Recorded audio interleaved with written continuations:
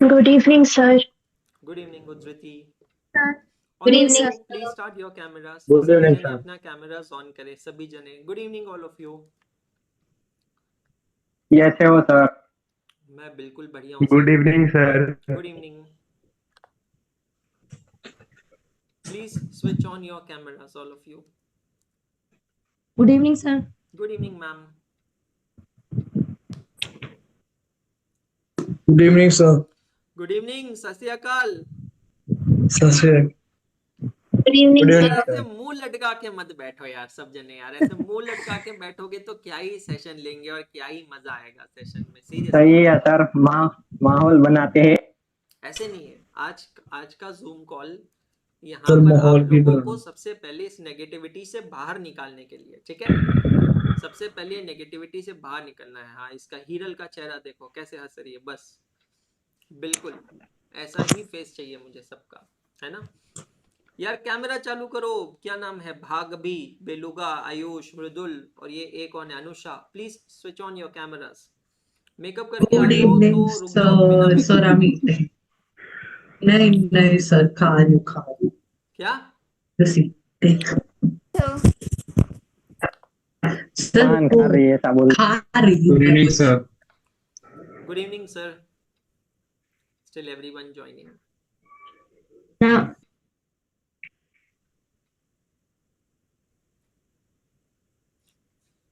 So very good evening all of you and it's so nice to see you guys again. सबसे पहले तो sorry आप लोगों के मैसेजेस कॉल्स का, मैं काफ़ी लोगों से बात कर पाया, काफ़ी लोगों से नहीं कर पाया।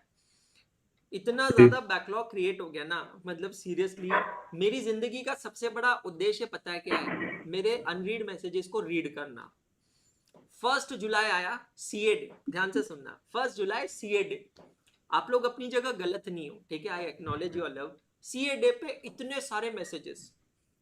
अच्छा, व्हाट्सएप पे अलग, इंस्टाग्राम पे अलग, टेलीग्राम पे जाने की तो मेरी हिम्मत ही नहीं है। मेरी टीम भी बेचारे, इतना लेबर टर्नओवर रेशियो फास्ट है ना, इतने जने जल्दी छोड़ छोड़ के जाते हैं कि सर हम पागल हो गए रिप्लाई कर करके। अच्छा, सबसे पहले सीए डे के मैसेजेस रेगुलर जो चल रहा है वो अलग, रोज के 250-300 गुड मॉर्निंग अलग। अच्छा, पहले बच्चा मैसेज करता है गुड मॉर्निंग, मैं वापस रिप्लाई करता हूँ गुड मॉर्निंग। फिर बच्चे का वापस मैसेज आता है हैव अ गुड डे, फिर मैं उसको रिप्लाई कर देता हूँ thank you same to you. फिर उसका वापस मैसेज आता है थम्स अप। अब यार मैं तो समझ रहा हूँ ये तो खत्म ही नहीं हो रहा है। मतलब 1 तारीख को सीए डे का बैकलॉग खत्म किया रात को जग के, और उसके बाद में 3 तारीख को गुरु पूर्णिमा, माँ कसम। फिर गुरु पूर्णिमा में पूरा बैकलॉग क्लियर। अच्छा, वो क्लियर किया समहाउ जग के 5 तारीख को रिजल्ट, इंटरमीडिएट का रिजल्ट। इंटरमीडिएट का रिजल्ट के बाद अरे यार I can't tell you man. So that caused delay, जिसके वजह से नहीं हो पाया। तो I am really sorry, but मैं रियली आप लोगों से कनेक्ट करना चाहता था। तो सबसे पहले ना ये लटके हुए चेहरों को नॉर्मल करो और अच्छे से डिस्कशन करते हैं, अच्छे से बात करते हैं। ये समय मैंने आप लोगों के लिए निकाला है, दिस इज फॉर जी यू सर। गाइस। तो या जिसके भी जो भी कंसर्न्स है just speak it out. Idea of this is number 1, हम लोग हमारे अंदर से नेगेटिविटी हटाएंगे। नंबर 2, मुझे कुछ बातें आपको बतानी है क्योंकि चेंज इन सिलेबस हुआ है, वो मैं आपको बताऊंगा। नंबर 3, एक ब्रॉड स्ट्रेटेजी मैं आपको दूंगा। ऑब्वियसली मैंने उसके ऊपर एक सेशन लिया, बट स्टिल एक ब्रॉड स्ट्रेटेजी मैं आपको दूंगा।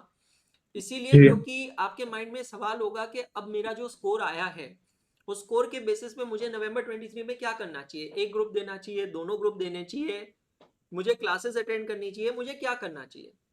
तो वो एक ब्रॉड स्ट्रेटेजी के ऊपर भी हम लोग यहाँ पर बात करेंगे। तो this is all from my side. But सबसे पहले मैं स्टार्ट करता हूँ आप लोगों से। एनीवन हैज एनीथिंग टू से जस्ट रेज योर हैंड, है ना। और रेज योर हैंड मतलब ये वाला नहीं, यहाँ पे आइकॉन से you can raise your hand. So I will ask you to unmute. You ask your question. I will answer you. Will allow others to speak and we go accordingly. Okay? Okay. मृदुल भाई सबसे पहले आपके पास जाते हैं। Yes sir. Sir unmute. Costing का कैसे करें sir? Costing का बहुत डर लगता है।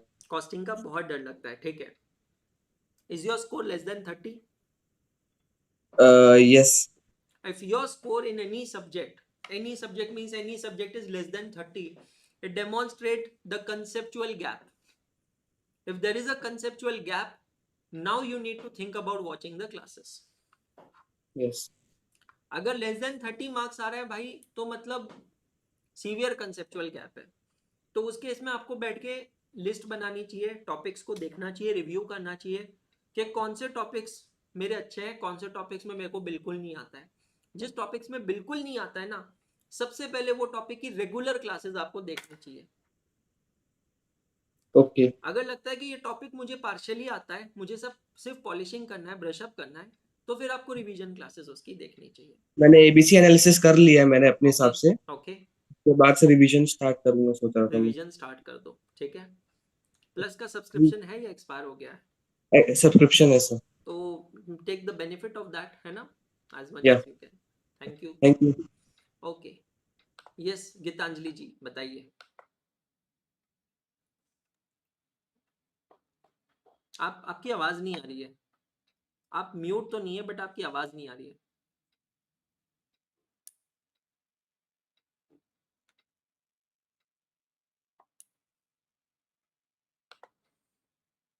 ओके, आप वो फिक्स कीजिए जब तक मैं श्रद्धा के पास जाता हूँ. ये श्रद्धा.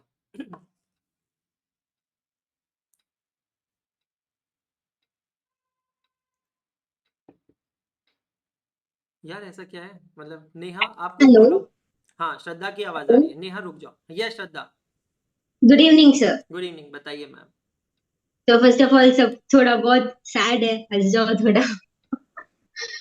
सर एक्चुअली मेरे को सर आवाज आ रही है. हाँ. सर मेरे को बहुत सारे ऐसे गाइडेंस, बहुत सारे चीजें एक्सटर्नल से आ रहे हैं, जैसे कि एक ग्रुप दो ग्रुप दो, ऐसे बहुत ज्यादा कंफ्यूजन है. But I have decided that I will be giving both the groups. Actually आपने जैसे बोला था कॉस्टिंग में 30 से कम मार्क्स आने वाले जैसे कंसेप्शनल गैप है. बट मेरा ना एग्जाम में क्या हुआ, 1.5 आवर में ऐसे 1.5 आवर होते ही आई गॉट पैनिक, एंड उसकी वजह से लाइक मैंने आधा का आधा पेपर बहुत पैनिक के सिचुएशन में दिया. That was a very wrong step which I did. अगर पैनिक नहीं होती तो मेरे को लगता है कॉस्टिंग वुड गो गुड. ऐसा लाइक क्या करूँ सर. अभी मैंने ग्रुप 2 की क्लासेस तो स्टार्ट कर दी है. थोड़ा सा बैकलॉग है EISM एंड FM में. अकाउंट्स एंड ऑडिट का साथ के साथ चल रहा है. Everything like accounts and audit is going good. EIS and FM में थोड़ा बैकलॉग है. लाइक बस अभी जीवन की रिवीजन आज से स्टार्ट करनी है सर. ठीक है, आपके इसमें कुछ पॉइंट्स हैं जिसको मैं अलग से आंसर करूंगा क्योंकि मुझे पता है वो कॉमन पॉइंट होंगे सब लोगों के. तो मैं यस सर. उसको अलग से आंसर करूंगा. But I think you have accepted what you are facing, है ना. Great. Yes. Okay, yes Neha ji, over to you. Hello, sir. Good evening. Good evening ma'am. Sir, am I audible? Yes ma'am, बिल्कुल.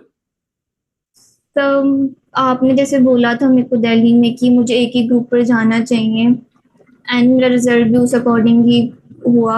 जैसे आपने बोला था कि मैं प्रिपेयर तो थी, बट स्टिल जब रिजल्ट आया तो अभी भी मैं आपको रिजल्ट बताते हुए आई कांट टेल यू मेरी हार्ट बीट किस लेवल तक की हो रखी है.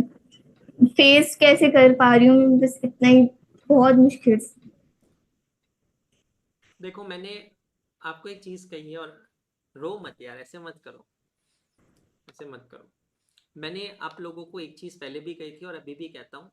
Always remember my words.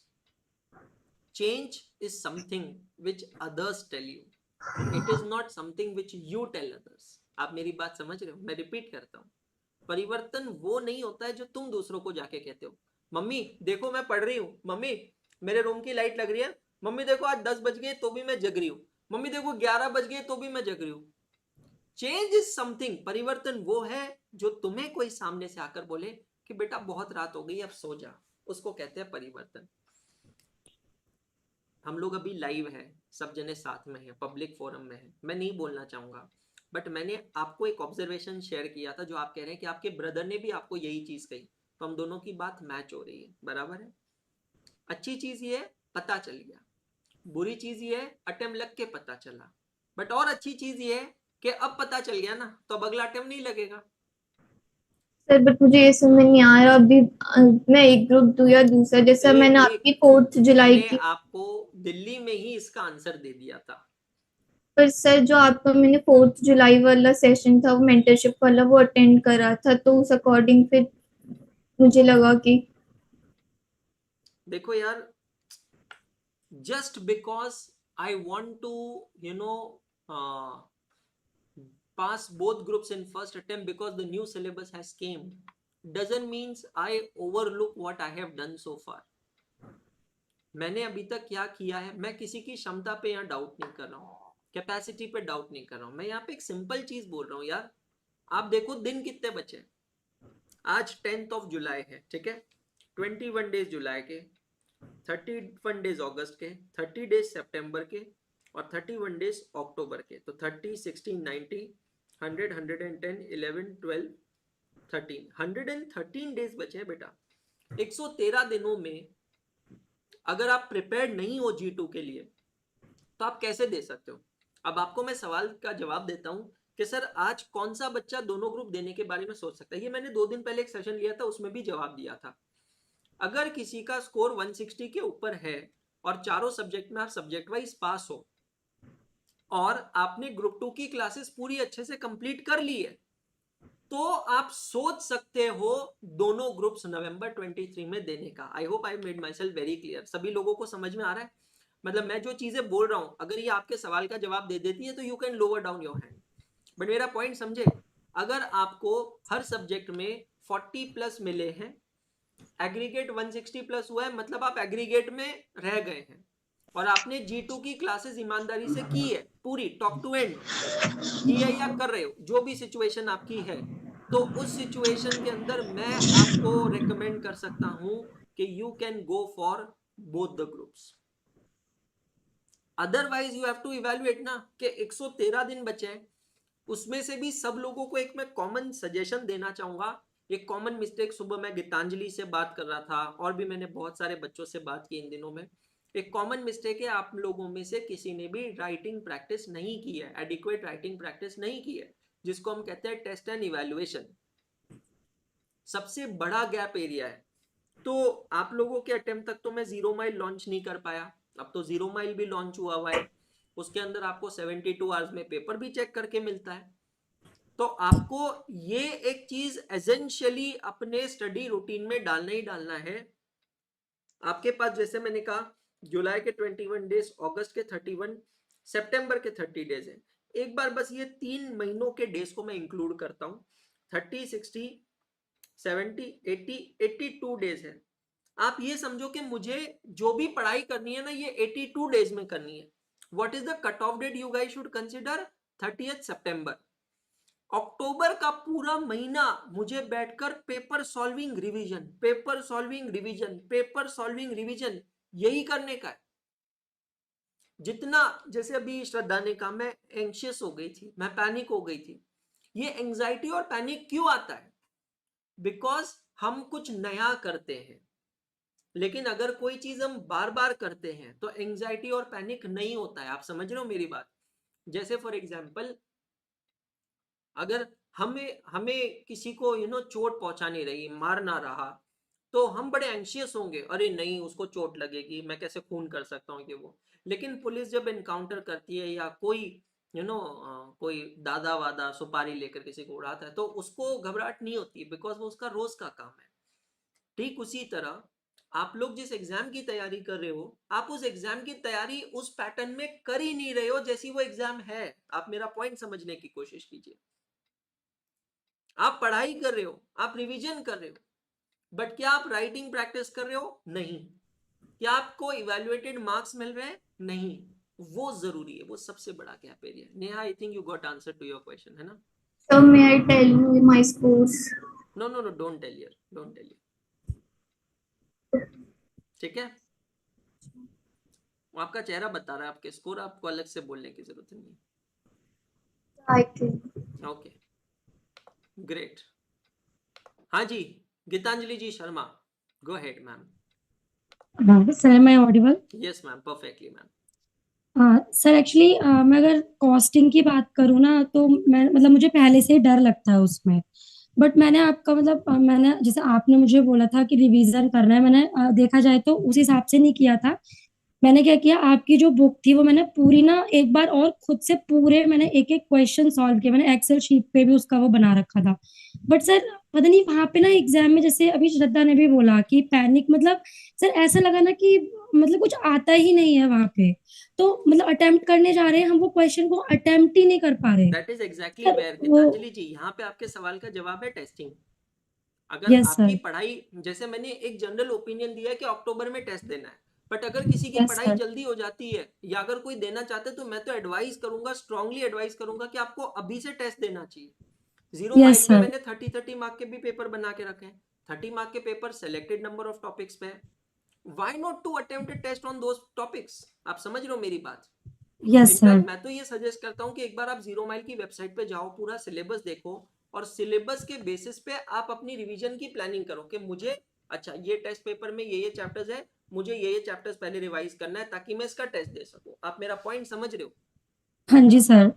और सर वही वो तो अब क्लियर हो ही गया, क्योंकि ना मतलब मैं प्रेजेंट नहीं करना, मतलब मैं बहुत, मतलब पता नहीं बहुत कंफ्यूजन हो जाती है मेरे को, तो अब वो मतलब क्लियर हो गया कि वो मतलब, हाँ प्रैक्टिस वही और सर आपने वो जैसे थोड़ा सुबह कमी हो कहा गई था थी। कि अकाउंट्स का पेपर सर मैंने 70 मार्क का सॉल्व किया सर था। वो स्पीड में मतलब मेरे से वो पकड़ी ही नहीं, उतने से ज्यादा मैं मतलब एक मतलब टाइम ही हो गया था ओवर। मैं तो इनफैक्ट सब लोगों को एक टास्क देना चाहूंगा कि आप लोगों को एक यस सर, टारगेट रखना चाहिए कि आपको इस संडे से पहले, मतलब अभी ये पूरा वीक बाकी है ना, इस संडे से पहले यस सर, कम से कम 2 से 3 टेस्ट देने चाहिए 0 माइल के 30 मार्क के।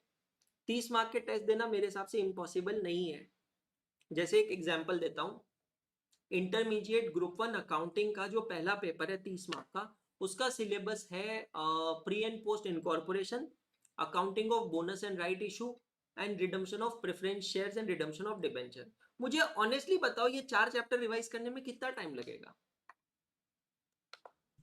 Think sir about. पूरा चैप्टर 2.5 मतलब 3 hours इजी ही है, जी है सर, 2 hours ज्यादा सर, से 2 ज्यादा hours। 2 घंटे सर। मैं 5 घंटे पकड़ लूं? मैं सोच यस रहा हूं कि आज का दिन अगर मैं 5 घंटे बैठ जाऊं और ये चैप्टर रिवाइज करके कल सुबह अगर मैं इसका 30 मार्क का पेपर दे दूं, कितना अच्छा प्लान रहेगा? मेरे को लिटरली ये बताओ। यस सर, मैं कह रहा हूं उससे पता है आपकी जितनी भी प्रॉब्लम्स है ना सॉल्व हो जाएगी।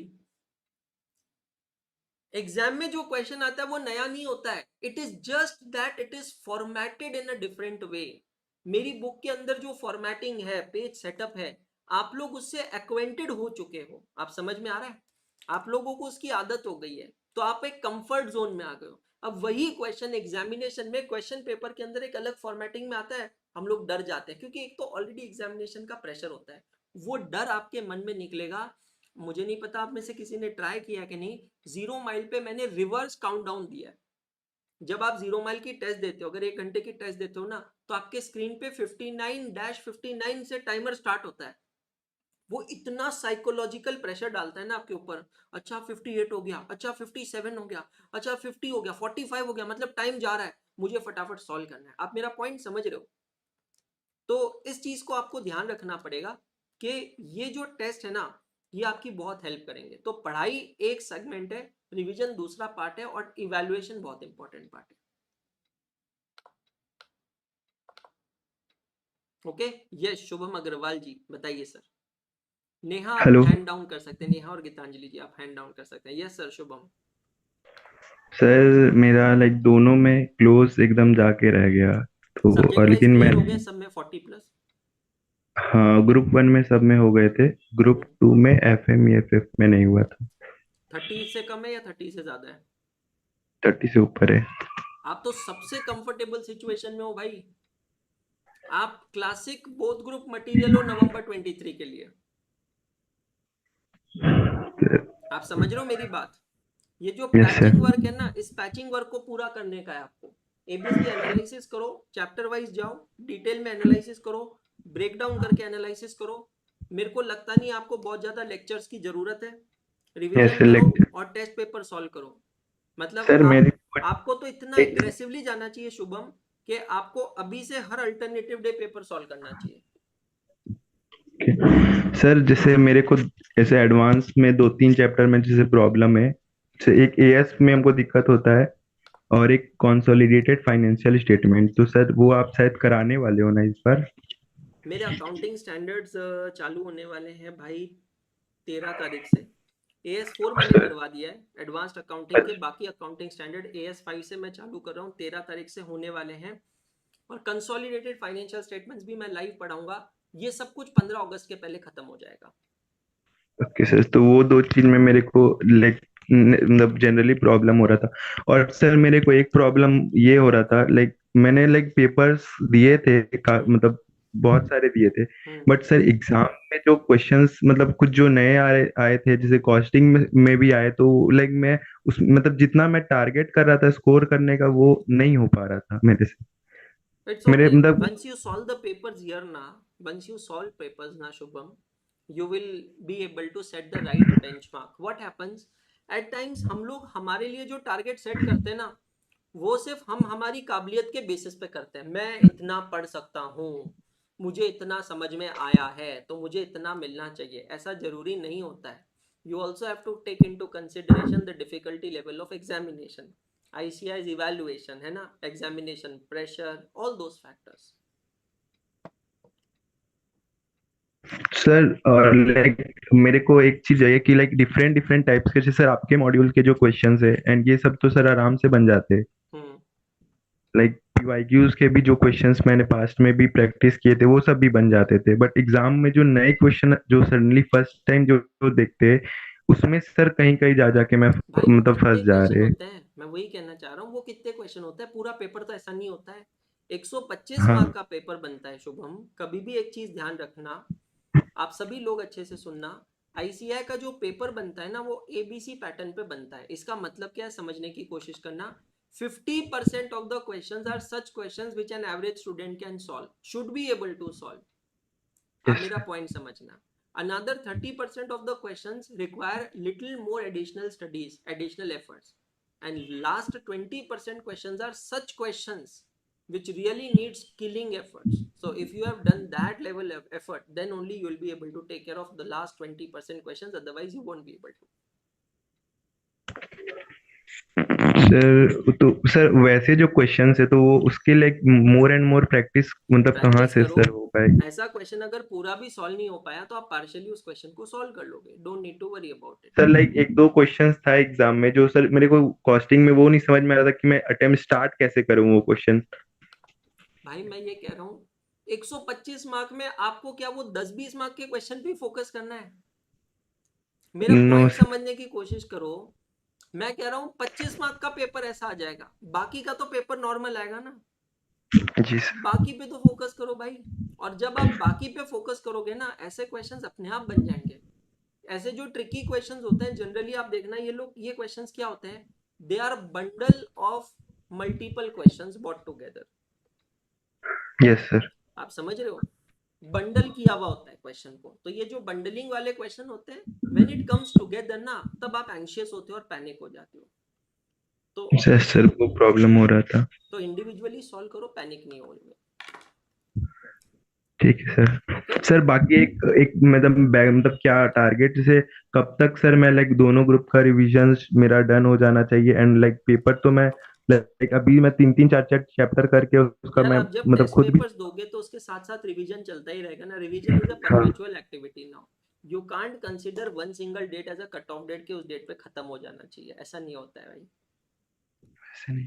ठीक है sir. Okay, thank you. Thank you sir. Ayush भाई प्लीज अनम्यूट योरसेल्फ। शुभम आप हैंड ओवर कर सकते हो। Good evening sir. Good evening Ayush. Sir मैंने अभी बहुत ग्रुप दिया था मेन में, बट वो ग्रुप नहीं निकला, मेरा नहीं हुआ। तो सर अभी ऐसा है कि सेल्फ डाउट हो रहा है कि हर सब्जेक्ट में 40+ मिला था।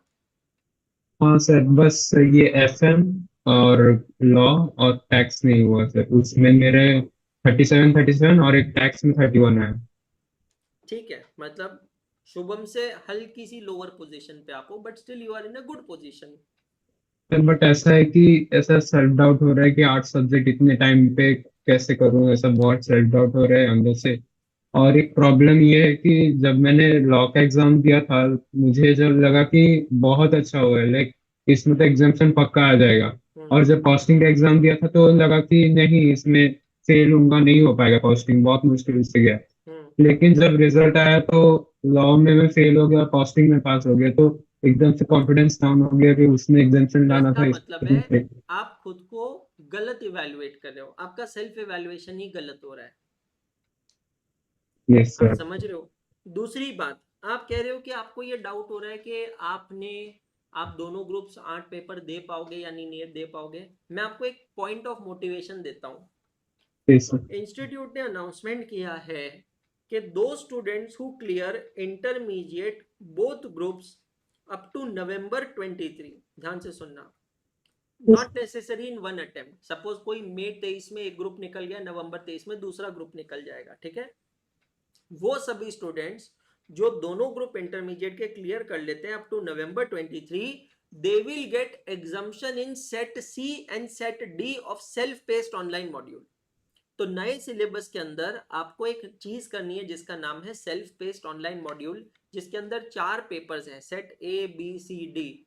जो बच्चा इंटर नवंबर 23 तक दोनों ग्रुप क्लियर कर लेता है, नॉट नेसेसरीली फर्स्ट अटेम्प्ट, उसको इंस्टीट्यूट वो 4 में से 2 पेपर में एग्जाम्शन दे रहा है। भाई उसको मोटिवेशन बनाओ। Yes sir. और आप जो कह रहे हो कि अगर आप सब्जेक्ट वाइज 40 प्लस लाकर ऑलरेडी क्लियर हो गए हो, तो आपको कहाँ चिंता करने की जरूरत है भाई, कोई चिंता नहीं करनी है आपको।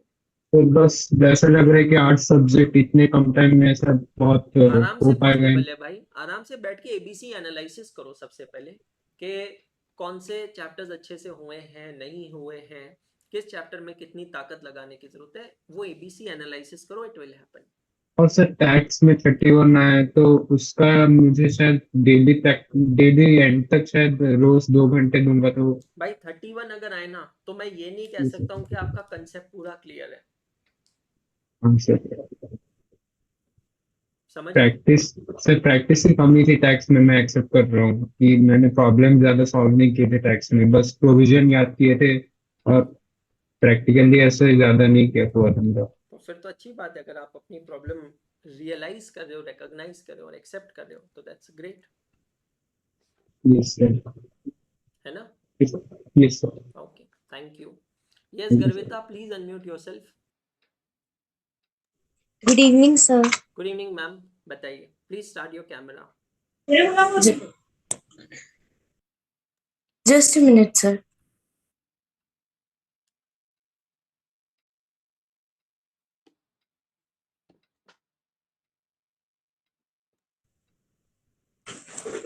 Hello sir. Yes ma'am, good बताइए। Evening good evening.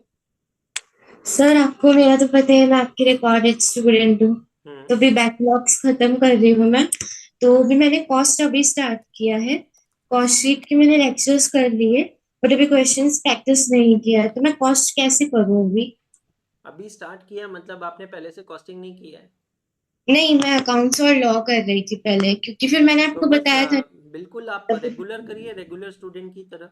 जो क्लास में करवाए वो क्लास के साथ सॉल्व करें, जो होमवर्क दिया है वो होमवर्क करें, दैट्स ऑल। ठीक है, ठीक है। हम्म। भी मैंने अभी बिल्कुल स्क्रैच से स्टार्ट कर रही हूँ मैं, क्योंकि पहले मेरी तबीयत खराब थी तो मुझे काफी पैनिक हो गया था, मुझे कुछ समझ ही नहीं आ रहा था, मैं परेशान हो गई थी। अभी मैं बिल्कुल ठीक हूँ, आज भी डॉक्टर के पास गई थी, मैंने बोल दिया मैं ठीक हूँ, तो उन्होंने मेडिकेशन कम कर दिया है काफी, तो अब मैं फोकस के साथ कर पा रही हूँ, तो भी मैं ग्रुप 1 ही दूंगी। चलो great, all the best Garvita. Thank you sir.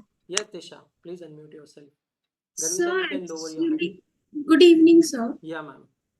Sir actually क्या है ना कि मैंने तो सिर्फ जीवन ही दिया था मई 23 में, एंड 2 सब्जेक्ट्स क्लियर्ड है, पास है, एंड कॉस्टिंग थोड़ा ठीक नहीं गया था, बट इट्स अबाउ 35, एंड थोड़ा टैक्स लाइक 31 के आसपास है, तो आई एम कंफ्यूज कि मुझे दोनों देना चाहिए या सिर्फ single? Only one.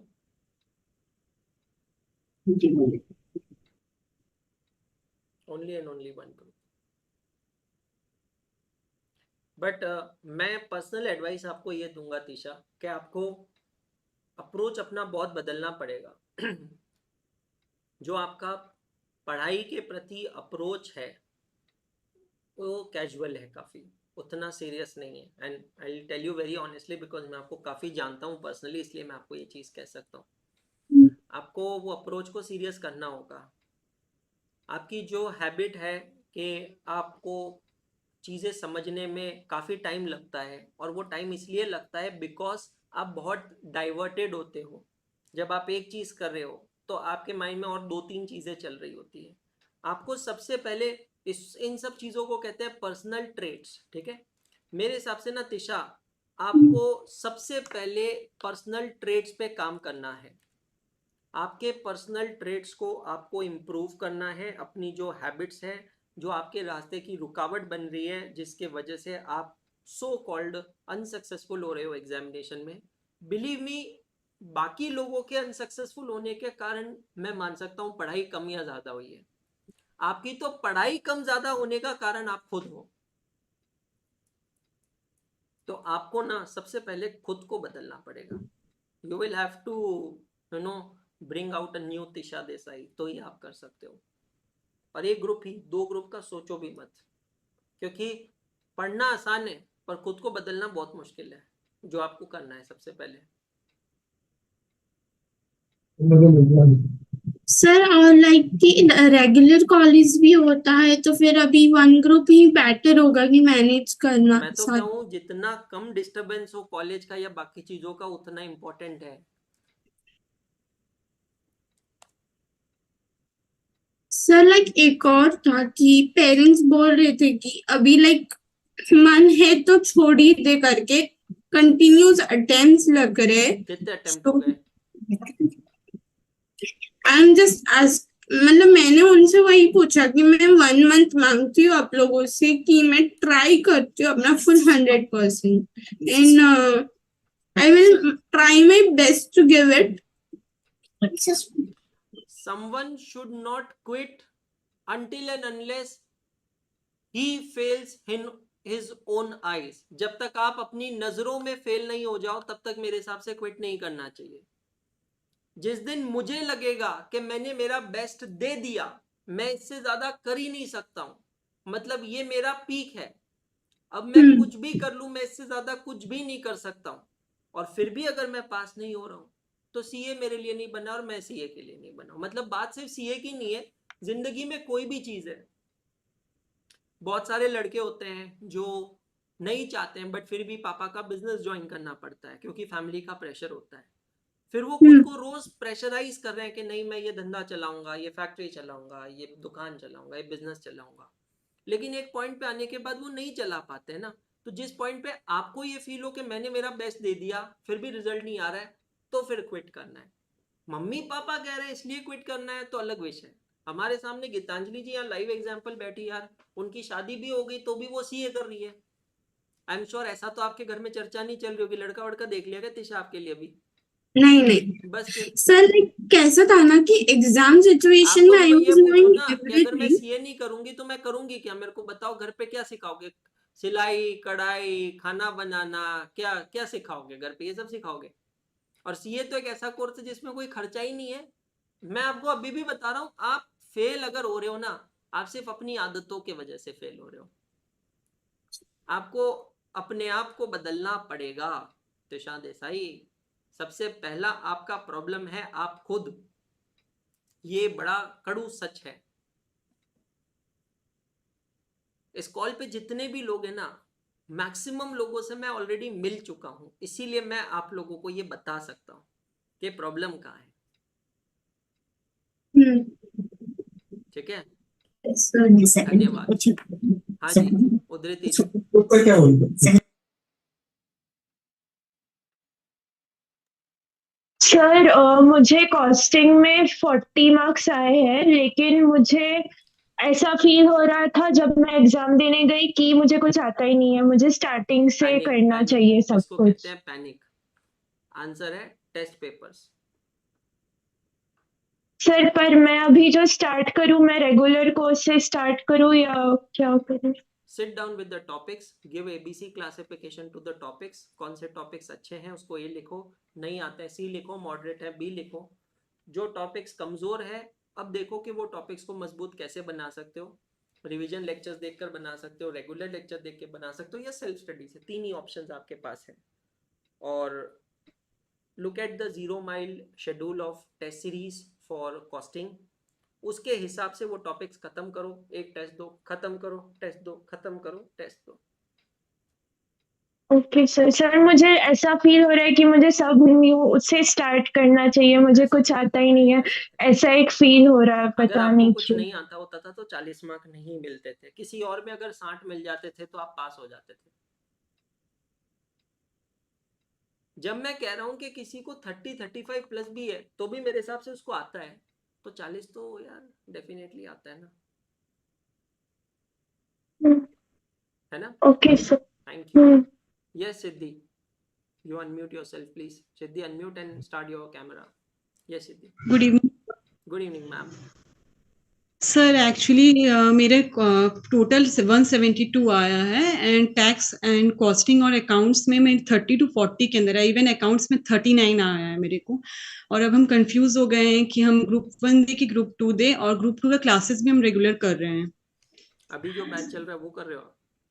Yes sir, हम सिर्फ ग्रुप 1 ही दिए थे सर इस अटेम्प्ट में, और एग्जाम्शन आ गया है लॉ में। लॉ में एग्जाम्शन आया है, बाकी यस तीनों का सर। स्कोर क्या है वापस बताओ। 35 है टैक्स में, कॉस्टिंग में 33 एंड अकाउंट्स में 39। ग्रुप 2 का भी क्लासेस जो है कौन सा एकाग्रता बैच कर रहे हो आप? Yes sir. सुबह 8 बजे से जो चालू होता है। Yes sir. मेरे को बताओ, एकाग्रता बैच देख रहे हो, उसका होमवर्क करते हो, उसके अलावा कितना समय निकल जाता है ग्रुप 1 के लिए? सर 2 to 3 आवर्स निकलता है। 2 से 3 घंटा निकलता है ना आराम से। Yes sir. तो मेरे हिसाब से आपको दोनों ग्रुप टारगेट करना चाहिए। बट सर मेरा एफएम और ईआईएस में बहुत प्रॉब्लम हो रहा है, मतलब वो क्लासेस भी मतलब कर भी रहे बट क्वेश्चंस नहीं समझ आ रहा है, और वो हो ही नहीं पा रहा है। अकाउंट्स और अभी तो ऑडिट महीना हो भर हुआ है बैच चालू होके मैडम, इतने जल्दी कंक्लूजन पे कैसे आ गया? अभी आधा बैच खत्म नहीं हुआ है। How can you come to conclusion कि मेरा एफएम और ईआईएस एसएम नहीं हो रहा है? अच्छा ओके सर। हाँ, तो सर मतलब जो दोनों ग्रुप बैच दे चल रही है उस बैच को प्रायोरिटी दो, जो कंटेंट चल रहा है उसको प्रायोरिटी दो। एफएम ईआईएस में किसी में भी प्रॉब्लम आ रहा है, talk to the respective subject teacher, get it sorted, simple. Okay sir. आंखों के आगे ये रखो कि अगर दोनों ग्रुप क्लियर हो गए तो मेरी आर्टिकलशिप चालू हो जाएगी, सेट सी और सेट डी में एग्जाम्शन मिल जाएगा। मतलब एक बार सोच के तो देखो कितना कुछ मिलेगा। Yes sir. Sir thank you sir, हम आपको बहुत ज्यादा फॉलो करते हैं, हम स्वाति मैम से भी कांटेक्ट में रहते हैं बट हम आपसे कांटेक्ट नहीं हो पाता है। और बहुत कुछ लाइफ में मतलब ये 1 साल में ऐसा कुछ हुआ है कि हम दोनों ग्रुप देने ही वाले थे, लेकिन पर्सनली कुछ ऐसा हो गया है कि नहीं कर पाए उस चीज को लेके। Means I lost my own big sister. जब ये बैच लास्ट ईयर जब बैच शुरू होने वाला था उसके 2 दिन पहले ही 25 को बैच होने वाला था, और 22 को हम अपनी सिस्टर को लॉस्ट कर दिए। कोई भी रीजन नहीं था सर, अचानक से हो गया सब। तो फिर भी बहुत प्रेशर में आके हम पढ़े, फिर भी नहीं क्लियर आउट कर पाए, लेकिन सब घर में मोटिवेट करते कि तुम कर लोगे, तुम दोनों ग्रुप दो, अपने सर लोग मैं से तो एक बात चीज करो। कहता हूँ, ऐसे ऐसे कंटिंजेंसी के केस में आपने एग्जाम दिए ना, मेरी नजरों में आप वैसे ही पास हो। मैं सच बता सब रहा ये हूँ, ऐसी सिचुएशन के अंदर स्ट्रांग रहना अपने आप में बहुत बड़ी बात है। तो आप खुद को गलत जज कर रहे हो, आप समझ रहे हो? Yes sir. सर फोकस नहीं बैठता पढ़ाई में, मीन्स कभी भी पढ़ने बैठते तो या तो टाइम वेस्ट हो जाता है या कहीं और ही कहाँ दिमाग जाता चलने है लगता है। फोकस, कहाँ जाता है आपका? सर वही रीजन है, दीदी की तरफ ही जाता है फोकस थोड़ा ज्यादातर। थोड़ा I know it's a big loss, but थोड़ा आपको दिमाग से निकालना पड़ेगा ना। आप ये सोचो कि आप उनके लिए कर रहे हो। मेरी नानी जी जब गई थी तो आज भी मेरा फोकस नहीं लगता। आपको पता है मैं फोकस कैसे बनाता हूँ? मैं अपनी वॉच पे उनका फोटो लगा के रखता हूँ, अपने सामने स्टडी टेबल पे उनका फोटो पड़ा रहता है। वो मेरे को सेम मेरा केस है। मेरी डिफोकस होने ही नहीं देती है, पता है आपको? ऑन द कॉन्ट्रेरी, मैं अगर कहीं पे भी भटकता हूँ ना, उनका फोटो मेरे को डरा देता है। अरे पगले क्या कर रहे हैं, चल काम कर वापस। तो वो वाली चीज है। सर मैं भी अपनी स्टडी टेबल के सामने दीदी का फोटो रखी, और इवन मेरे को कभी भी सीए करने का मन नहीं था, लेकिन मेरी दी मेरे को फोर्स करके सीए में डाली थी। बस और उनके लिए उन्हीं करना है ना, आप ये समझो, उनके लिए करना है हमें, बिल्कुल चिंता मत करो। तो मैं दोनों ग्रुप कर सकती हूँ ना? बिल्कुल मैडम, बिल्कुल कर सकते हो। आपको 2 ग्रुप करना नहीं है मैडम, आपको 7 पेपर देने हैं, एक तो एग्जाम हो गया ना। Yes sir. तो सर अपनी सेल्फ स्टडी करें कि क्लासेस देखना नहीं होगा? मैडम, जीवन की कोई क्लासेस मत देखो, जीवन की सेल्फ स्टडी करो, G2 की क्लासेस ऑलरेडी चल रही है। Okay sir, thank you so much sir. Welcome. Yes Parth भाई। सर पहले तो मैं आपको थैंक यू बोलना चाहूंगा क्योंकि मेरे दोनों अकाउंट में एग्जाम्स आ गई है, बट टैक्सेशन के कारण मेरा ग्रुप 1 रह गया है और बाकी तीनों में 30, टैक्सेशन में 33 ओके। टोटल कितना और बचा बाकी जीवन का? टोटल 188। अरे बाप रे। ओके। और ग्रुप 2 में वो तीनों पेपर में 30+ है। दोनों ग्रुप दे दो, आपको 6 पेपर देने हैं, दोनों ग्रुप क्या 6 पेपर देने हैं, और आप तो आराम से कर लोगे, मेरे को पता है ना। आप डिस्ट्रैक्टेड हो ना आप डाइवर्टेड हो, आप फुल्ली फोकस्ड हो, और सबसे बेस्ट चीज पता है, आपके चेहरे पे जो अभी भी कॉन्फिडेंस दिख रहा है ना भाई, मेरी टिप मानना भाई, इस कॉन्फिडेंस को ना कभी जाने मत देना अपनी जिंदगी से। ये आपकी जिंदगी की सबसे बड़ी कमाई है। पता है, इंसान अपनी जिंदगी में जब सबसे ऊपर होता है तो हर कोई मुस्कुराता है, पर असली स्ट्रांग इंसान वो है जो अपनी जिंदगी में सबसे नीचे जाकर अगर चेहरे पे मुस्कुराहट रख सके ना, वो सबसे मजबूत इंसान है। वो मेरे को आपकी वो बात याद आ गई, वो आपने जूम कॉल में बोला था ना कि अगर रिजल्ट नेगेटिव आता है तो 2 दिन का ब्रेक लेना और फिर चालू करना। तो रिजल्ट जैसे ही आया नेगेटिव आया, फिर मैं दूसरे दिन फॉर्म में गया था मेरे दोस्त के साथ, उसको आर्टिकलशिप का इंटरव्यू था, तो वहाँ पे भाई साहब फॉर्म देखी तो मेरे को अंदर से अलग ही मोटिवेशन आ गया, अब तो करना है नवंबर में। यस यस, है ना, बिल्कुल अच्छे से करो, हाँ। चिंता मत करो, अच्छे से हो जाएगा भाई, सब परफेक्ट हो जाएगा। Thank you sir. Okay, welcome welcome. Yes Dhanashree ji, Siddhi please आप हैंड ओवर कर दीजिए, पार्थ आप भी hand over. Good evening sir. Good evening ma'am, बताइए। Sir I have cleared group 1 and group 2 में सर 8 मतलब 6 मार्क्स से रह गया, 394 एग्रीगेट में, और ओनली ग्रुप 2 में 192 8 मार्क्स से। तो सर मैंने ना ऑडिट एंड EIS में 1-2 चैप्टर छोड़े थे, तो अब मुझे वो समझ आया कि मैं वो पहले करूँ या बात कर वो पहले करूँ फिर वो करूँ। बहुत क्लियर है आपका डायरेक्शन, बहुत क्लियर है, दोनों ग्रुप देना है अच्छे से। आपको अपनी मिस्टेक पता है, आपने सेलेक्टिव स्टडीज की थी सीए में जो नहीं करनी चाहिए थी, बस उसको कवर करो और टेस्टिंग पे फोकस रखो। तो सर वो पहले करूँ ना फिर? दीपिका मैम से बात जो करो, नहीं या जिससे ऑडिटिंग करो, किए एक थे, बार वो टीचर से बात करो, क्योंकि सर ऑडिट हाँ ओके सर, है ना। चलो, all the best, thank you. Thank you sir. Yes Bhargavi ji. Hi sir, good evening. Good evening ma'am, थोड़ा आप 0.5x में ना बोल के 1x में बोले, बताएं।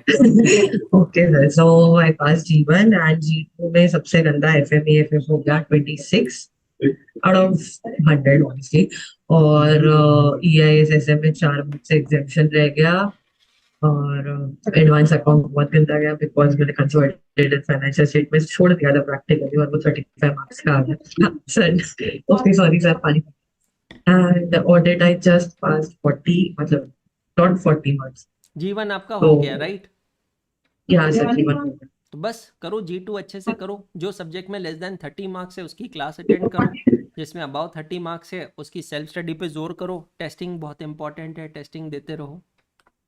Yes sir, for now I have thought कि अगस्त तक सारे क्लासेस खत्म कर लूं, मतलब जो कंसोलिडेटेड फाइनेंशियल स्टेटमेंट्स वो देख लूं, एंड पूरा FMEFF and audit also to an extent, and फिर मतलब कंटिन्यू करो उसमें टेस्टिंग लाइक 30-60 मार्क्स वाले, and then after 31st August पूरा 100 मार्क्स का सॉल्व करो। But sir FMEFF still gives that chills, मतलब FM का पेपर आया था तो अलग ही कुछ हो गया था, वो क्वेश्चन देखा हुआ था but there was some point कि एकदम लॉस्ट हो गया कि यार ये क्या हो रहा है करके। सो बस वही सर। करो अच्छे से करो भार्गवी, जो हुआ उसको दिमाग से निकालो। Yeah, sir, I'm so sorry, sir. Look, नहीं I feel bad. I could have done it, but I went somewhere casual with it. चलो नो प्रॉब्लम, है ना? Sorry sir. चलो bye. Yes Labhanshi, good evening sir. Good evening. Sir मैंने both group attempt करे थे, like सब में पास हूँ, बट दो सब्जेक्ट में 30 आए हैं, taxation and FM and EFF. तो उसका कैसे करना है? लाइक मैंने आपका 4th वाला वो देखा था जो आपने किया था यूट्यूब पे सेशन, उसमें मैंने फिर क्लासेस स्टार्ट कर दी थी टैक्सेशन के लिए, तो वही कंटिन्यू कर रही हूँ अभी। बिल्कुल परफेक्ट तो शुड आई स्ट्रैटेजी गो है। फॉर बोथ बिल्कुल ग्रुप? नो नो बिल्कुल, आपको 6 ही पेपर देने हैं, राइट? नो सर, देने तो सारे ही हैं, सब में लाइक पास हूँ, बट 2 में 30 आए हैं। हाँ हाँ, तो दोनों ग्रुप दो, बिल्कुल परफेक्ट स्ट्रैटेजी है। तो sir FM EFF and taxation both subject की क्लासेस करूँ, बाकी self study? Yes, okay sir, thank you. Welcome. Okay, so all of you, I think that was a wonderful session. जिससे बात नहीं भी हुई, आई थिंक आपको एक स्ट्रैटेजी मिली है, ठीक है? सबको पता चल गया है कि क्या करना है, कैसे करना है। Just make a plan for your self, अच्छे से प्लान करो, अच्छे से प्रिपेयर करो और अचीव इट, है ना? जस्ट गो एंड अचीव, यही मैं कहना चाहूँगा। ये नेगेटिविटी से बाहर आओ, चेहरे पे ना ये वाली फीलिंग मत लेके आओ। आपको मैं एक छोटा सा एग्जांपल देता हूँ before we wind up this zoom call. मैं जब CA P1 कर रहा था, CPT से पहले का कोर्स था P1, ठीक है? मैं फरवरी 2006 में मैंने 12th की एग्ज़ाम दी थी, जून 2006 में उसका रिजल्ट आया था। मैं जब CA कोर्स कर रहा था तब रूल ये था कि 12th पास हो जाने के बाद आप ICAI का रजिस्ट्रेशन कर सकते थे। तो मैंने जून 2006 में ICAI का रजिस्ट्रेशन किया था। उस समय जो कोर्स था उसका नाम था P1, प्रोफेशनल एजुकेशन 1। CPT तो सितंबर 2006 में आया था। मेरी एक गंदी आदत थी कि मेरे को गंदी आदत इसलिए थी क्योंकि मेरे को किसी भी चीज़ में नज़र बहुत जल्दी लग जाती है, ठीक है? तो मेरे को कोई भी पूछता था ना तेरी पढ़ाई कैसे चल रही है, तो मेरी गंदी आदत ये थी कि मैं हमेशा ना नेगेटिव आंसर दे, नहीं यार बहुत यार कुछ भी पढ़ाई नहीं हो रही। ऐसे नहीं होता, दोस्तों को हम आंसर्स देते हैं ताकि उसको ना पता चला कि हमारी पढ़ाई बहुत अच्छी चल रही है। तो एक बार ना मेरा एक सीनियर था, P2 में था, जो इंटरमीडिएट लेवल होता है, वो हमेशा मेरी ये बात सुनता था। मैं किसी को भी ये जवाब, नहीं यार बिल्कुल सही पढ़ाई नहीं चल रही है। तो एक बार मेरे को ना साइड में ले गया, मेरे को लगा मारेगा ले जाके। फिर मेरे को साइड में ले गया और मेरे को कहता है कि देख मैं तेरे को एक चीज़ समझाता हूँ, मेरे को पता है तेरी पढ़ाई अच्छी चल रही है, पूरे क्लास में तेरे बारे में बात होती है, हर एक तेरी नोटबुक देखता है, तेरी हैंडराइटिंग अच्छी है, तेरी बुक्स कंप्लीट होती है, बट मेरे को ये भी पता है कि तू ये नेगेटिव आंसर्स क्यों देता है।